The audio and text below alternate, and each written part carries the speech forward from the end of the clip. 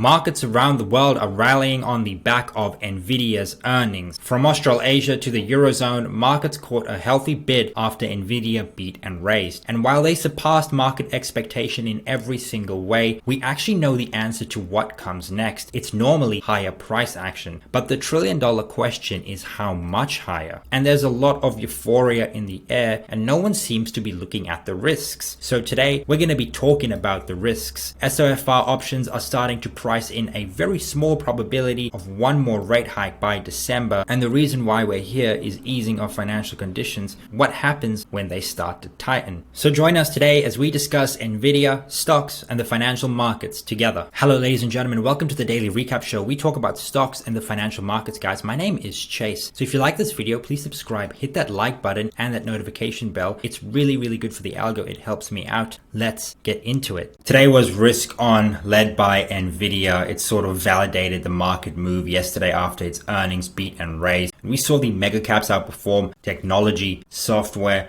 What didn't do the best though was utilities, telecom services, staples, components of the shut index, defensive sectors, they didn't do so well, as well as energy. Refiners did all right, but the sector as a whole was pretty flat. And all it took was one stock, Nvidia, to beat earnings, and this validated the rally for pretty much every other sector. It's kind of crazy when you think about it, but that's the market we're in right now, guys. Let's hop on the charts. Looking at the S&P 500, well guys, actually have a look at all of these major indices. S&P 500 and Nasdaq up 2% and 3% respectively, but it wasn't just a top-heavy rally. We saw participation in mid-caps, small caps, RTY, RSP as well, up 1%. We actually saw the longer end of the curve move lower, but the shorter end did move slightly higher, and longer duration yields did support overall price action for the RTY as well as mid-caps. Now, looking at actual advanced decline line breadth, we could see here that we made a new all-time high in the S&P 500, but not quite so in the advanced decline line. With that being said, we did move higher as the advanced decline line did move higher. So we do want to see what this looks like over the next couple of days, maybe before the weekend, before we make any reserves. This is the daily chart, by the way, of the S&P 500. And looking at the daily chart on a more granular level, we gapped up and pretty much went for most of the day. A tiny bit of selling came at the top, a green bodied candle, and this is a very bullish candle, especially closing in the upper third of the candle. Now my baseline yesterday was, let's go get this high, close this gap. We did all of that after hours. We gapped all the way up and rallied. This is very strong.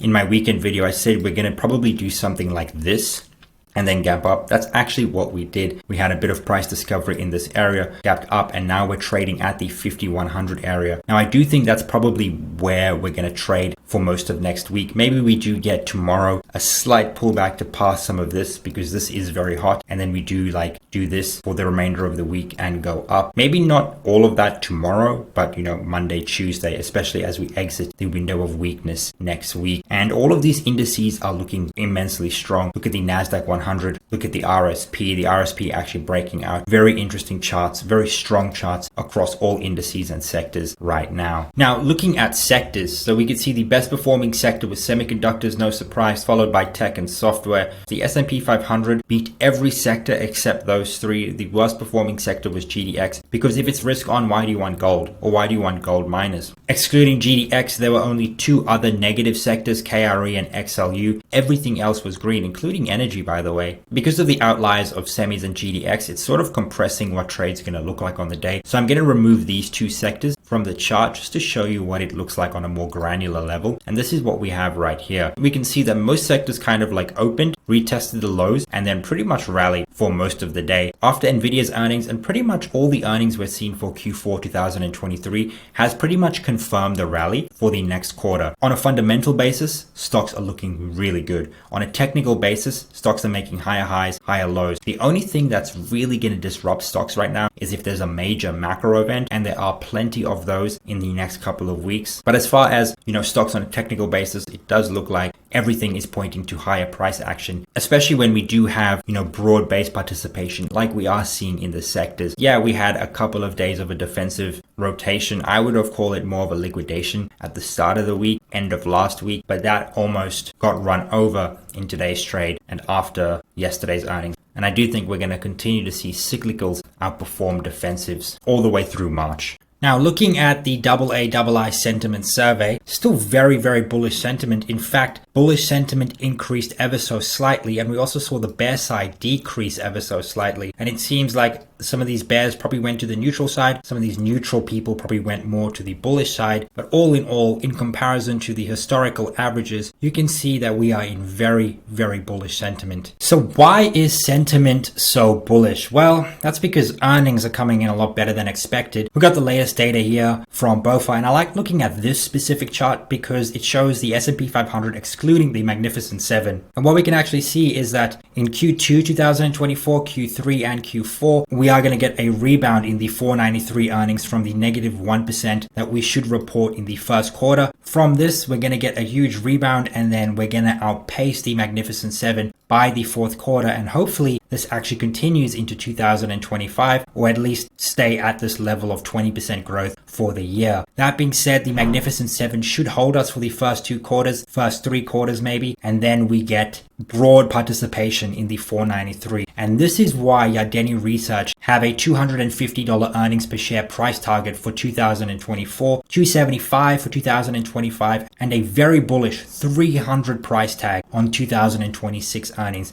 In fact, they're predicting $302.12, $275.22 in 2025. Yardeni Research are the biggest bulls on the street, but why wouldn't they? In mid to late 2022, early 2023, they were the ones saying we're going to get 225 earnings per share in the S&P 500 for 2023, and that's exactly what we did right here. And we probably shouldn't doubt them because their research seems to be validated. And I mean, to say we're going to get 225 and then see that happen in the economy, in stocks, in earnings is actually quite incredible. So yeah, as it is right now, I would look at these earnings as probably a positive, especially with the broad participation we're going to see in the 293. Now, looking at the macro more broadly, what we can actually see here, this is the freight movement index from aviation cargo, port cargo, and rail freight traffic. And we could see here that as port cargo, due to the supply chain issues we're seeing, has come down, we've actually made up for it in rail freight traffic as well as aviation cargo. But all in all, what we're also seeing a continued sustained uptrend in all of these traffic modals, and that's actually what you want to see. If we do see port cargo traffic improve, that actually might be a very bullish sign as well. Now, moving on, something we're also seeing is automobile sales. They saw a sharp rebound in January, and I think a lot of people with the income they're making, their increased disposable income, and just the amount of assets they have on their balance sheet, they're really taking to the fact that, hey, rates are going to be higher for longer. There's just no point waiting for rate cuts. Let's go out and get the cars we want for 2024 so that we can just move on with our lives. I think that's a lot of the sentiment behind, I think, this right here. Now, we will have to see if this is actually going to tank in February and maybe it was just an outlier, or if we do actually have a sustained trend right here. That being said, automobile sales have actually never really been higher, at least for the last 10 years. And we're also seeing a slight rebound in two-wheeler sales. Now, but it's not all good news. Something we are seeing is that refunds are down 36% year over year in the first 3 weeks of refund season. In comparison to 2022, it looks like quite a few consumers actually have tax liabilities. This is going to weigh on stocks, not in any form of earnings, but I do think that like if people need money, they're probably going to liquidate stocks and bonds as a whole to get money to pay these liabilities. But all in all, we generally do see this money come back into the market, later on down the track. Now, looking at liquidity, this is some data from Morgan Stanley. Liquidity has been accommodated for the past 12 months, helping to offset other forms of tightening. Now, we can see here that the Federal Reserve has tightened their balance sheet throughout 2023 and half of 2024.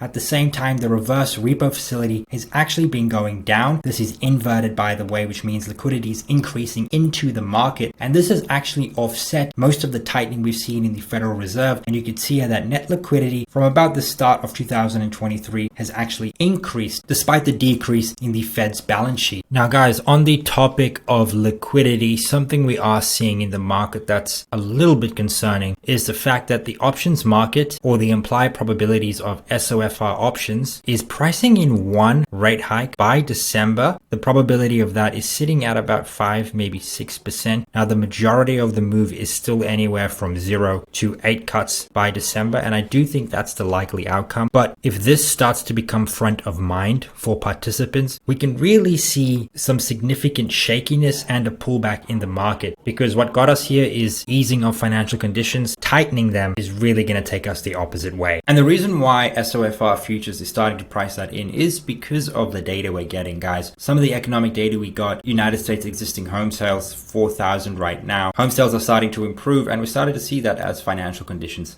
have eased. Now, we got the latest PMI data as well from S&P Global. United States composite PMI is sitting just above 50 at about 50.5. Now, looking at the breakdown individually, we can see that everything from employment, output, new orders is contributing to the overall manufacturing PMI above 50. Now, if we actually go back to the previous chart, we actually can see that it did decrease from the month previous, but it is above 50, which means it is an expansion on a month over month. And this is really, really helpful because manufacturing is now officially out of that recession. I would like to see, a good couple of months, even 6 months of sustained levels in expansion territory that's above 50. But it's really good to see the massive improvement we have seen in manufacturing over the last 6 to 12 months. Guys, and looking at seasonality, we've completely diverged from trend. February is up just under 5% for the month, which is nuts because we still have about 4 or 5 days. And the biggest day actually came in the window of weakness. And what normally happens is if we exit the window of weakness on strength, that probably leads to more strength. And that's probably what we're going to see throughout March because,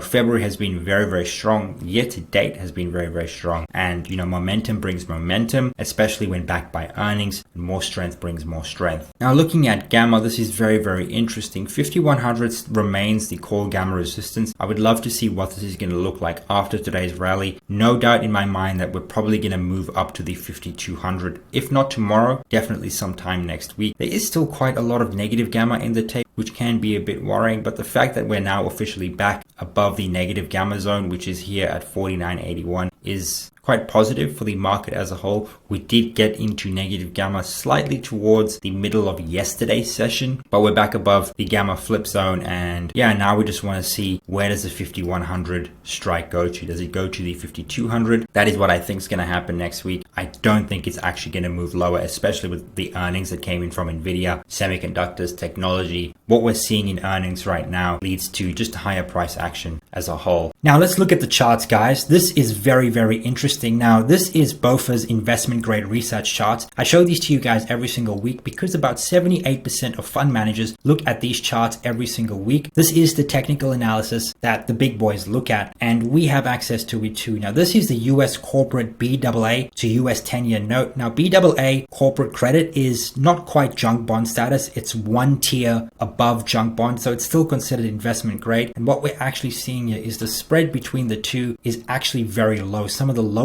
we've ever seen in about 10 years, right before some of the lowest spreads we've ever seen. Now, below 2 is considered bullish, above 2.5 is considered bearish, and anywhere between 2 and 2.5 is considered neutral. And what we are seeing is that investors aren't really demanding much above the risk-free rate, only about 1.5508%. And this is pretty much a junk bond, guys. It's just below junk bond. It's like a high quality regional bank issuing debt. That's literally what these bonds are. And if investors were seeing any problems in the economy, they would demand a much higher spread. And we're just not seeing that right now. And, based on this right here, unless credit spreads widen, there's just no issues in the economy, even underlying, that we might not see immediately. Now, looking at the weekly global advanced decline line, this is 73 different indices from different countries. And what we can actually see is that the weekly AD line of 73 countries remains bullish after achieving another all-time high last week. Many US equity market breadth indicators have year-to-date bearish divergences. We're going to look at those, but a stronger global AD line suggests a bullish backdrop. So yes, US stocks have run up a lot. We are seeing some bearish divergences, which means we should see a bit of a pullback. But if we actually look at the global economy, global stocks, the global market, we're actually seeing new highs, and that's bullish for stocks as a whole. Now, this is a very interesting chart. This is the S&P 500 and FINRA margin debt versus free credit. So this is the S&P 500, and this is margin debt to free credit ratio. Now, margin debt has been more than double net free credit since June 2023. A decline back below 2 in the margin debt to free credit credit ratio would provide a risk-off signal. The last time this happened was December 2021, which was ahead of the early 2022 peak in the S&P 500. So normally this is actually a good leading indicator of what's to come. You can see here that we peaked out near the end of 2021. When we moved below this line was actually when we peaked in 2022. This could be a good early warning sign of what's to come. If this is to like decrease to this level right here, that could be a risk-off signal, but I will take this with a grain of salt, guys. The market is now filled with a lot of zero DTEs. There's a lot of margin floating in the market, and we don't really know what that means. Maybe, just maybe, we actually see this increase even further because we don't know what's going to happen in the market. But if we are to look at history, if we do get below this 2 handle right here, that normally is a risk-off signal. So this is something that we really should be watching, at least on a week-to-week basis. Now, looking at some of those bearish divergences I said we'd look at, this is the S&P 500, and this is the US top 15 most active stocks. Now, I don't particularly like this chart because BofA don't actually tell us what time frame they're looking at in terms of most active stocks. Is it over the last year, the last week, year to date? They don't tell us. And what they are saying is that they are seeing a bearish divergence with regards to this relative to the S&P 500, because the S&P 500 went up, made highs last week, and we're seeing a bearish divergence in these stocks. So do take it with a bit of a grain of salt. If you probably use the most active 15 stocks for the last week, that might actually decline. But if you actually look at it maybe for the last year, it might be different. So do take this specific indicator with a grain of salt. But something we are seeing in the S&P 500 and Nasdaq is that there is definitely a divergence between the actual index and percentage of stocks above their 10-day moving average. As the S&P 500 and the Nasdaq have moved higher, stocks above their 10-day moving average have actually trended lower ever so slightly, and a bit of an acceleration right here in the Nasdaq. And this can be a bit of a very short-term early warning sign. Now, we do know that when we get these divergences,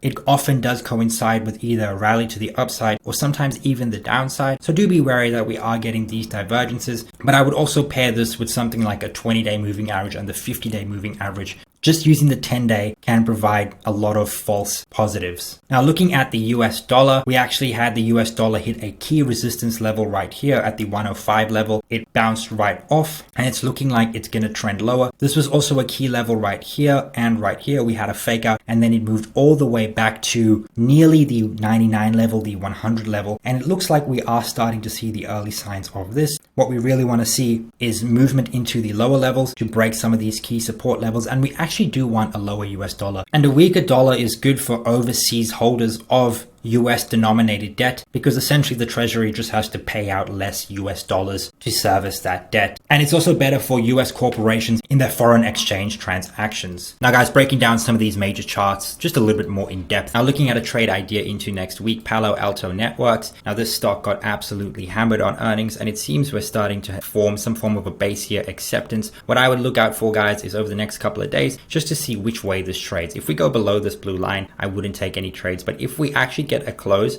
above the highs we made at this drop, we can then actually start to look for pullbacks into this 260 level and look for entries to go ahead and actually close this gap. Now, it's not going to close in a week or two. It's probably going to take a couple of quarters, but you're looking at like a really longer term swing trade right here. And the market seems to have bounced just at this area of consolidation. This seems to be a very, very strong zone. If we do break below, that's going to be a bit of a rough situation. But what you really want to look for is a close above, a pullback to this line, and movement up to the 290, 300 level and higher from there. But if you've made it up until here, guys, thank you so much for watching. If you like this video, please subscribe, hit that like button. Guys, leave a comment and hit the notification bell so you always get my videos. Cheers.